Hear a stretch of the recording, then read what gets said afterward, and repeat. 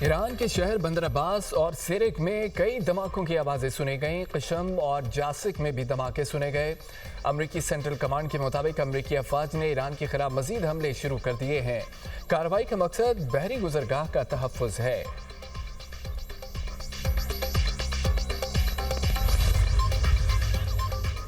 ایران اور امریکہ کے ایک دوسرے پر حملے۔ امریکہ کا ایران میں 140 فوجی اہداف کو نشانہ بنانے کا دعویٰ۔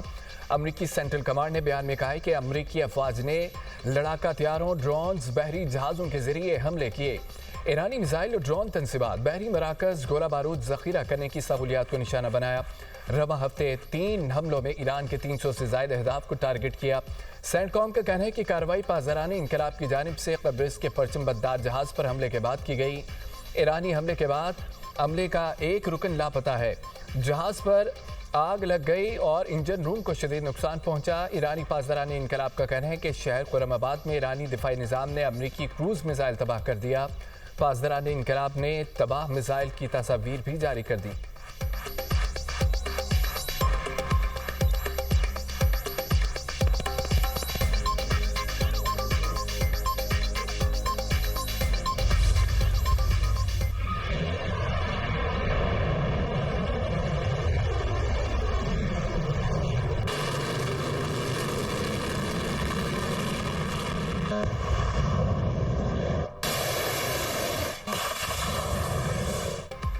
ایران نے خطے میں امریکی فوجی اڈے کو نشانہ پر لیا۔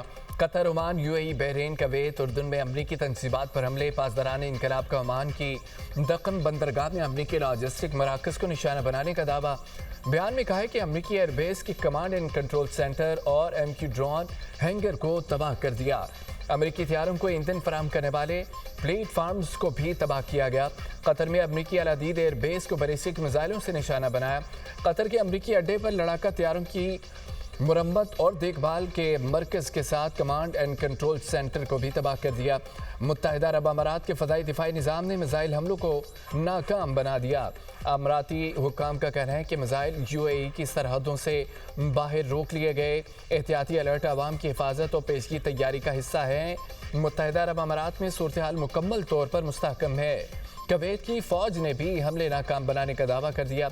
قطری وزارت داخلہ کا کہنا ہے کہ ایران کے حملے میں میزائل کے ملبے کی زد میں آ کر بچے سمیت 4 افراد زخمی ہوئے۔ میزائلوں کو فضا میں تباہ کرنے کے باعث ملبہ رہائشی علاقوں پر گرا۔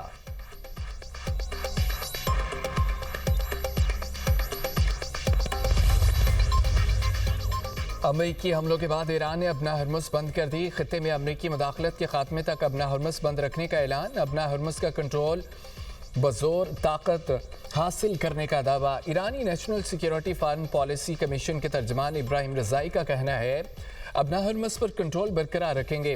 پاسداران انقلاب کا ابنا ہرمز میں ایک اور بحری جہاز پر حملہ۔ بیان میں کہا ہے کہ جنوبی ایران کے شہروں پر امریکی حملوں کے جواب میں بحری جہاز کو نشانہ بنا کر روک دیا۔ بار بار انتباہ نظر انداز کرنے کے باعث تجارتی جہاز پر کروز میزائل داغا گیا۔ واقعہ عمان کے مشرق میں 9 ناٹیکل میل دور پیش آیا۔ امریکی سینٹرل کمانڈ کا کہنا ہے کہ ایران کا اپنا ہرمز پر کنٹرول نہیں ہے۔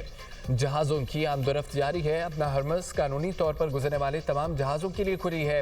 امریکی فوج اپنا ہرمز میں جہازوں کی آمد و رفت یقینی بنانے کے لیے تیار ہے۔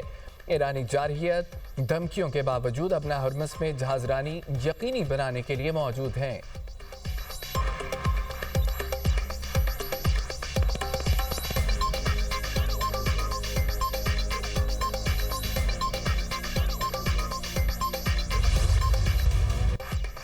ایرانیوں نے کل ایک معاہدے پر اتفاق کیا۔ ہمارے لیے یہ ایک بہترین معاہدہ تھا، کوئی جوہری پروگرام نہیں۔ ایرانیوں نے سب کچھ چھوڑ دیا تھا۔ اس کے بعد وہ کمرے سے باہر نکلے اور 1 گھنٹے کے اندر ایک جہاز پر ڈرون حملہ کر دیا۔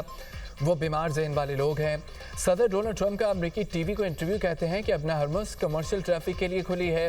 ہم نے رات کو ایران پر بمباری کی ہے۔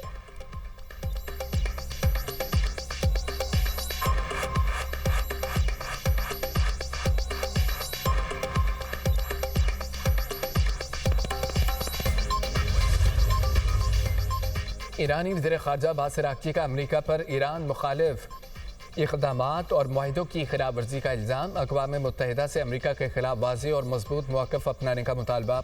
لبنان کی خود مختاری اور علاقائی سالمیت کی حمایت کا اعادہ۔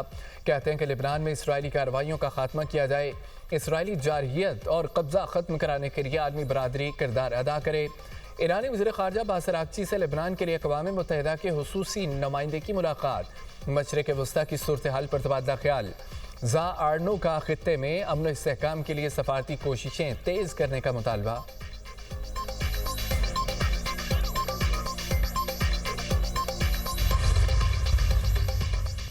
اسلامی تعاون تنظیم نے بحری جہازوں پر ایرانی حملوں کو عالمی قانون کی خلاف ورزی قرار دے دیا۔ OIC نے بیان میں کہا ہے کہ بین الاقوامی تجارت میں رکاوٹ ڈالنا عالمی قانون کی خلاف ورزی ہے۔ بحری جہازوں پر ایرانی حملے اقوام متحدہ چارٹر کی بھی خلاف ورزی ہیں۔ کویت، بحرین، UAE، قطر، عمان اور اردن پر ایرانی حملے ان ممالک کی خود مختاری کی خلاف ورزی ہیں۔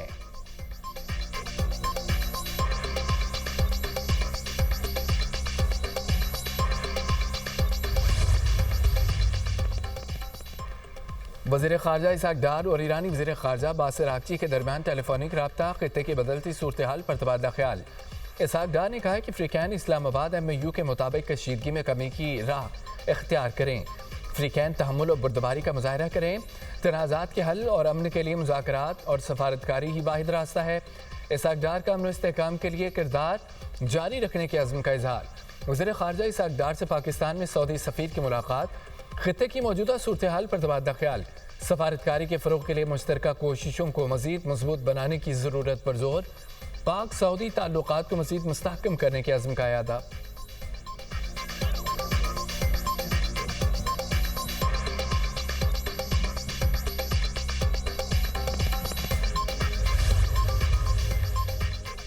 پاکستان کا خطے میں کشیدگی میں اضافے پر گہری تشویش کا اظہار۔ خطے کے تمام ممالک کی خود مختاری اور سالمیت کے لیے اپنی حمایت کا اعادہ۔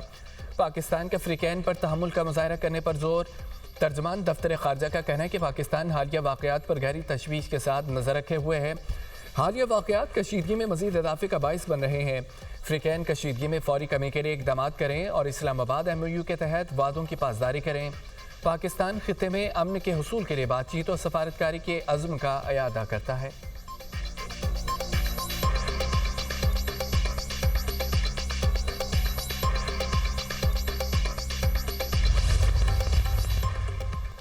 وعدے پورے کریں یا وعدہ خلافی کی قیمت ادا کریں۔ اسپیکر ایرانی پارلیمنٹ باقر غالیباف کا دو ٹوک پیغام۔ کہتے ہیں کہ اب حقیقت تمہارے دروازے پر دستخط دے رہی ہے۔ ایرانی سپریم لیڈر کے مشیر محسن رضائی نے کہا ہے کہ اپنا ہرمز سے 1 درجن ایٹمی بموں سے زیادہ اہم ہے۔ ایران ہر قیمت پر اپنا ہرمز کا تحفظ یقینی بنائے گا۔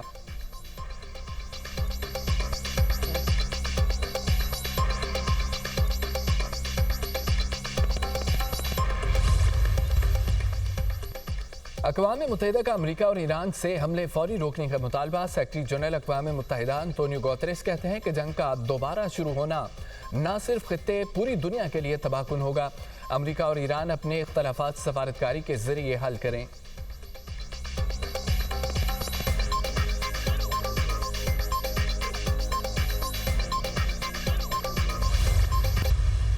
ملک میں 4 روزہ سوگ۔ قومی پرچم سرنگو شیخ حمد بن خلیفہ الثانی کی نماز جنازہ دوحہ کی جامع مسجد امام محمد بن عبد الوہاب میں ادا کر دی گئی۔ شیخ حمد بن خلیفہ الثانی نے 1985 میں 2013 تک قطر میں حکومت کی۔ اس کے بعد اقتدار بیٹے کے سپرد کیا۔ سابق امیر کے دور میں قطر مائع قدرتی گیس کی پیداوار اور برآمد کا مرکز بنا۔ وزیر اعظم شہباز شریف آج قطر کا دورہ کریں گے۔ قطر کے سابق امیر شیخ حمد بن خلیفہ الثانی کے انتقال پر تعزیت کریں گے۔ وزیر اعظم قطری قیادت کو حکومت اور عوام کی جانب سے تعزیت کا پیغام دیں گے۔ سابق امیر قطر شیخ حمد بن خلیفہ کے انتقال پر پاکستان میں آج یوم سوگ منایا جائے گا۔ ملک بھر میں قومی پرچم سرنگبو رہے گا۔